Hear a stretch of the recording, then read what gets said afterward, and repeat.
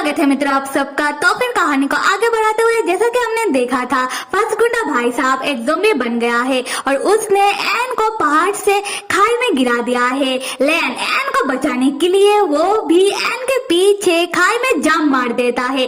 First गुंडा भाई साहब तब लेन को पकड़ने की कोशिश करता है पर वो कर नहीं पाता। हम लेन को देखते हैं जो तेजी से आकर एन को कस के पकड़ लेता है और एन को अपने ऊपर करके वो खुद पीठ के बल जमीन से आकर टकराता है। हम एन को देखते हैं जिसने डर के अपना आंखें बंद कर लिया था। उसके बाद एन धीरे से अपना आंखें खोलता है और पाता है कि लेन ने एन को कस के पकड़ रखा है और लेन के वजह से एन बच गया है। फिर एन देखता है कि इतना ऊपर से गिरने के कारण और एन को बचाने के चक्कर में लेन बहुत ही बुरी तरीके से घायल हो गया है। लेन के नाक से, मुंह से और उसके शरीर के हर एक हिस्से से खून निकल रहा था।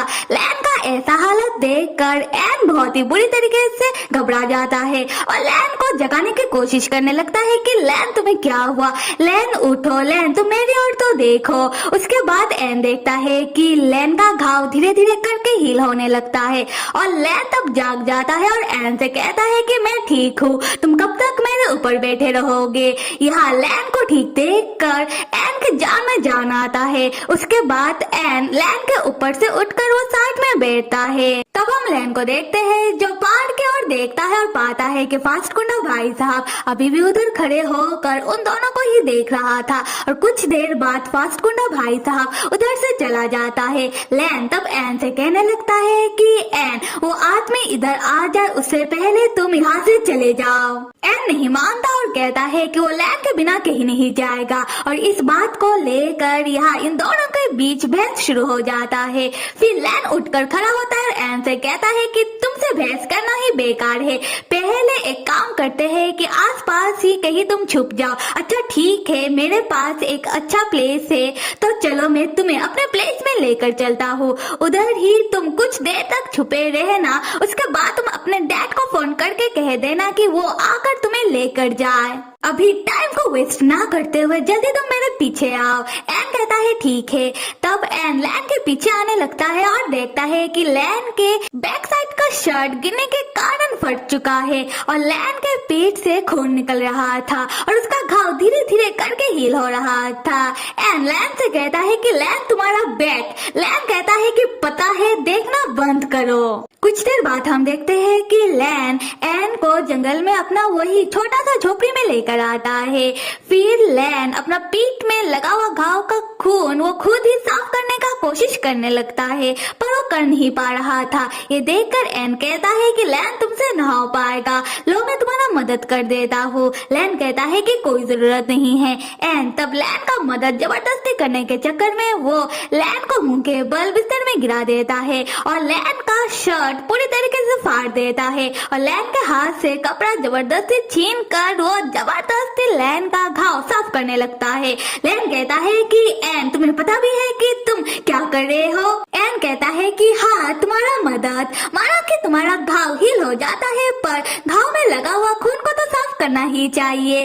फिर एन साइड में बैठ जाता है और लैन से कहता है कि देखो हो गया। लैन कहता है निकलो मेरे घर से। एन कहता है लैन ऐसा तो मत कहो। उसके बाद लैन उठकर बैठता है और एन से कहने लगता है कि देखो एन, मुझे जो भी पता था मैंने सब कुछ तुम्हें बता दिया है, अभी मेरे पास कुछ नहीं है तुम्हें बताने के लिए। और रात में उन हॉस्पिटल के 2 वर्कर को किसने इतना बुरी तरीके से मारा और उनका बॉडी एक ज़ॉम्बी में कैसे बदल गया और मेरे ऊपर 2 बार किसने हमला किया और क्यों कर रहा है ये मैं पता लगा कर रहूंगा, तो तुम मेरे रास्ते में मत आना। एन कहता है क्या मैं तुम्हारे रास्ते में आ रहा हूँ और तुम अपना इस हालात में सब अकेले पता लगा लोगे। लैन कहता है कि एन आज मैं पता लगा ही लेता और जिसने मेरे ऊपर हमला किया था उस आदमी को आज मैं पकड़ लेता अगर तुम मेरे पीछे नहीं आते तो। तब हम एन को देखते हैं जो लैन को शर्टलेस देख रहा था।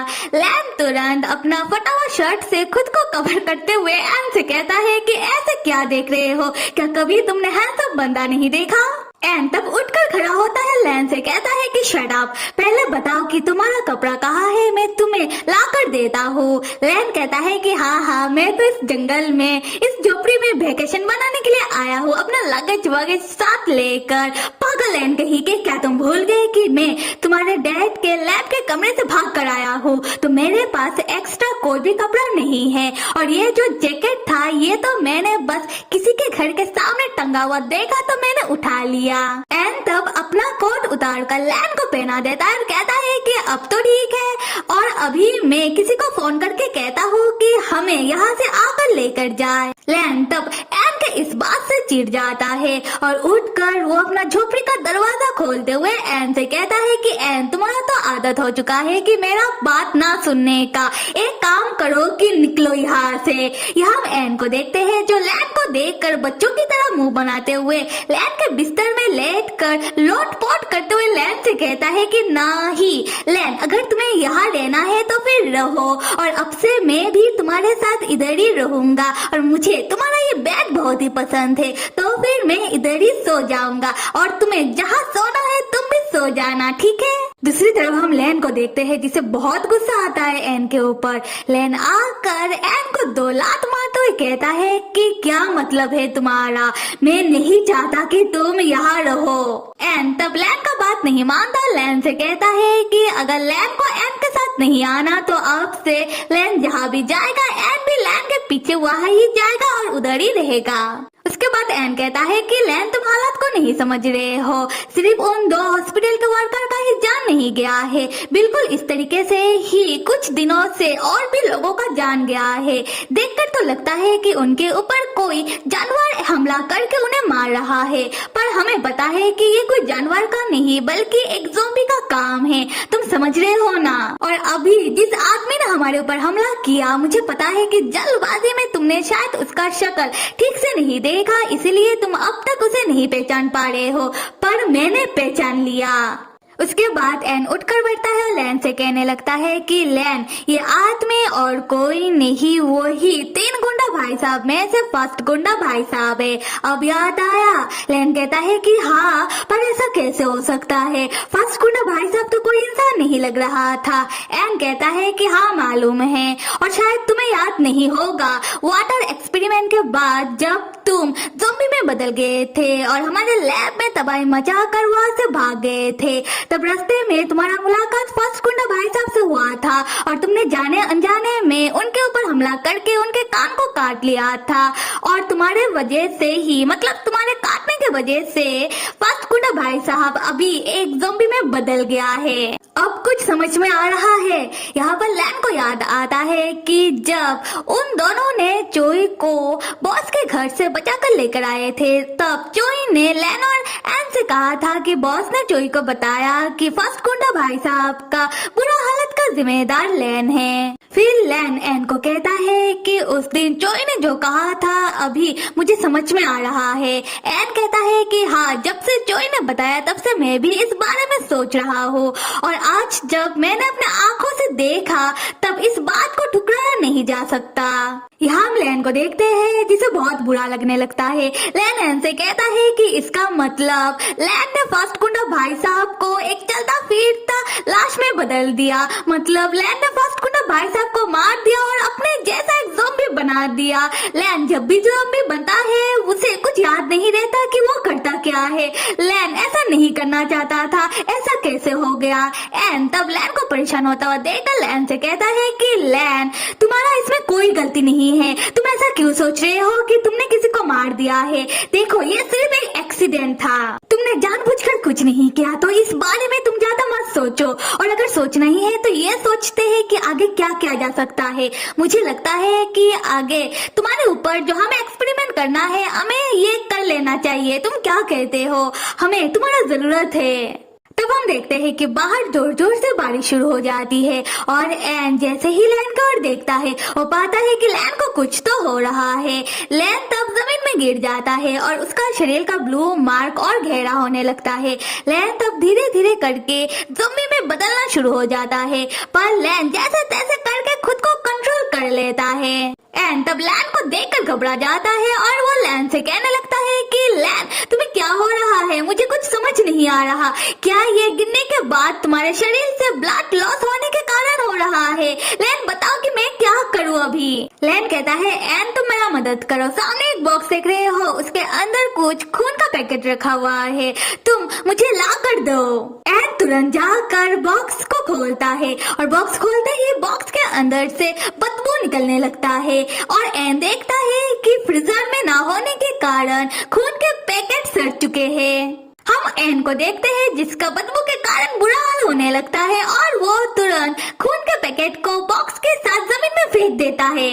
लैन एन को ऐसा करते हुए देखकर कहता है कि एन ये तुमने क्या किया? उसके बाद लैन घसीटते हुए उन खून के पैकेट के पास आने लगता है और लैन को ऐसा करता हुआ देखकर एन अपने पॉकेट से एक खंजर निकालकर अपना हाथ काट लेता है और लैन को रोकते हुए लैन का मुंह जबरदस्ती पकड़ के वो अपना खून लैन को पिलाने की कोशिश करने लगता है, क्योंकि एन नहीं चाहता कि लैन वो सड़ा हुआ खून पिए। हम लैन को देखते हैं जिसको एन की इस हरकत पर एन के ऊपर गुस्सा आ जाता है और लैन एन का हाथ पकड़ के उसके हाथ से बहता हुआ खून को रोकने की कोशिश करते हुए एन को डांटते हुए कहता है कि एन ये तुमने क्या किया? एन तुम ऐसा क्यों कर रहे हो? तुम्हारा दिमाग तो सही है, क्या तुम पागल हो गए हो? यहाँ एन लैन से चिढ़ जाता है और लैन का गाल पकड़ के कहने लगता है कि लैन ये सवाल तो मैं भी तुमसे पूछ सकता हूँ कि तुम ऐसा क्यों कर रहे हो? जब भी मैं तुम्हें कुछ देता हूँ तुम मुझसे लेने से मना क्यों कर देते हो? क्यों मैं तुम्हें समझ नहीं पा रहा हूँ? क्या तुम बताओगे मुझे कि ऐसा तो नहीं कि तुम मुझसे नफरत करते हो? लैन क्या मैं इतना बुरा हूँ? और यहाँ लैन एन को क्या बोले उसे कुछ समझ नहीं आता और एन जो 2 सेकंड तक भी खड़ा नहीं रह पाता क्योंकि उसका खून बहने के कारण वो बेहोश होकर गिर जाता है। यहाँ तक एन और लैन का एक दूसरे के लिए फिकर, एक दूसरे के लिए अपना जान जोखिम में डाल देना, ये देखकर ही पता चल रहा है कि वो दोनों एक दूसरे को पसंद करना शुरू कर दिए हैं। पर उन दोनों के बीच माजरा ये है एन अपना अक्कड़ या फिर कह सकते हैं कि शायद एन समझकर भी नहीं समझना चाहता कि वो कहीं ना कहीं लैन को पसंद कर रहा है और लैन भी नहीं मान रहा, क्योंकि लैन को डर है कि वो अगर खुद को कंट्रोल ना कर पाया और किसी दिन पूरी तरीके से ज़ॉम्बी में बदल गया तब उसके अंदर जितना भी कॉन्शियसनेस है, जितना भी फीलिंग है, वो सब कुछ चला जाएगा। और अगर लैन को तब कुछ भी हो जाता है तब उन लोगों का क्या होगा जो लैन को पसंद करते हैं, लैन को प्यार करते हैं और उनमें एन भी आता है। तो फिर मेरे प्यारे मित्रों, कहानी को आगे देखने के लिए आप सब लाइक, सब्सक्राइब और कमेंट करना तो बिल्कुल भी मत भूलिएगा। Till then stay with me and see you.